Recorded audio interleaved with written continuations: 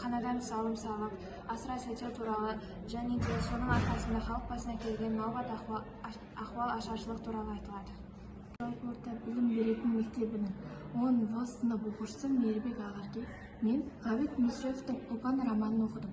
Бұл роман 19 ғасырдағы қазақ даласының тарихы туралы шындыққа негізделген роман болатын. Бұл романның ерекшеліктерінің бірі сол уақыттағы ауылдардың жүздеген жылдар бойына өмір сүрген әдет-ғұрпы, тарихы, қыз айттыру, барымталық, жер дауы, сосын тағы да айта берсең көп, және де соның ең бірегейі қазақ қыздарының тарихы туралы, және де сол қазақ қыздарының қаншалықты сол уақытта қалай ғұмыр кешкендігі, қандай қиыншылықтарға ұшырағаны туралы айтуға болатын.